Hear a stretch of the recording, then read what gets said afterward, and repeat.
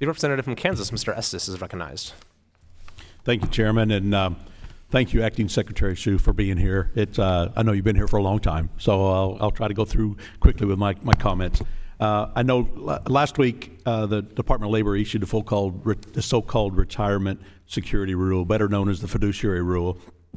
I have some major concerns about the substance and the impact of the rule, but I'll get to it in a minute. But the administration's rollout of the rule was also disappointing.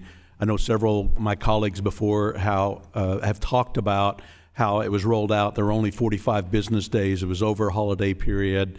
So it really was not the appropriate approach of how do you get comments back for the comment period. But instead of talking about that, I want to talk about the White House in the rollout of that used the term eliminating junk fees as part of the reason for doing this. And that's the first time ever that annuities have ever been accused of having junk fees. And so clearly, I mean, my concern is just the propaganda aspect of that.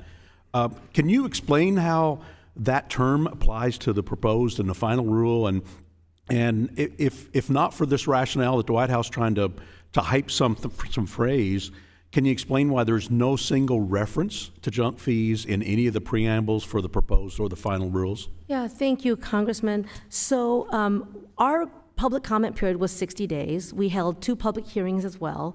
We received 400 individual comments, over 400, and just under 20,000 petition submissions. And I will say again that public comment period is incredibly valuable. It's very important. We take into account the comments that we get, and we try to put out a rule that is achieves the goals of whatever that rule is. So the junk fees is what I'm really wanting to focus on, and not the number of comments. That's a fair question. So our rule seeks to make sure that any retiree, an investor, that the advice they get from a financial advisor is in their best interest, not informed by conflicts of interest of the financial advisor. And one way that conflict of interest could come into play is that there could be a fee that the retiree has to pay. Yes, but there's a difference, and I understand, and we would expect people to get paid a fee for providing a service. And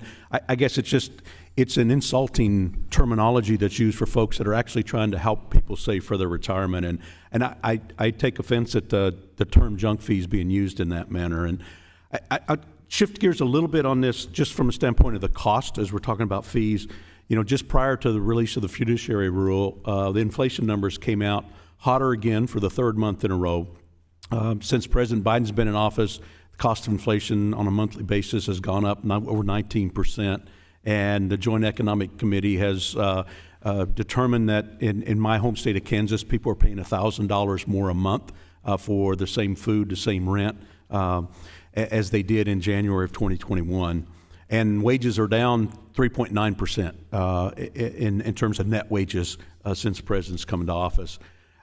So at a time when people are struggling to meet their daily needs with inflation, I'm concerned a little bit about the higher costs that are being implied to people that are trying to save.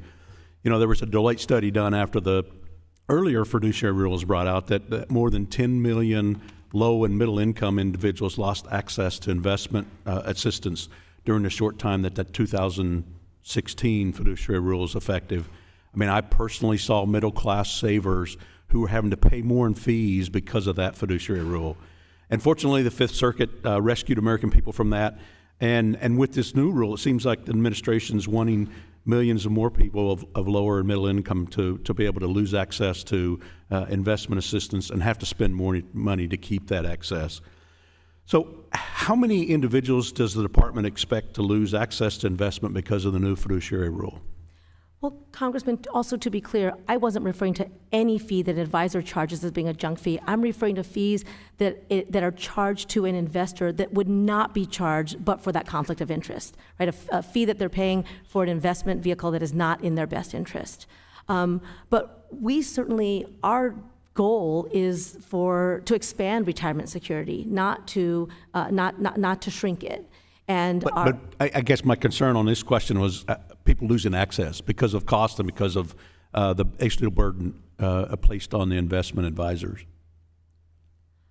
Well, our hope is that by eliminating conflicts of interest, that retirement savers actually do better. Their investments are actually being put into vehicles that maximize their savings. And as was noted earlier, there are studies that show that just I'm glad that's a shared hope, and I'm sorry to cut you off. I am out of time, and it just that prior studies, particularly the Deloitte study, shows people that have lost access, and that's my concern, that we're not helping people save for their retirement. I yield back, Mr. Chairman. The ranking member, Mr. Scott, is recognized for 5 minutes. Thank you.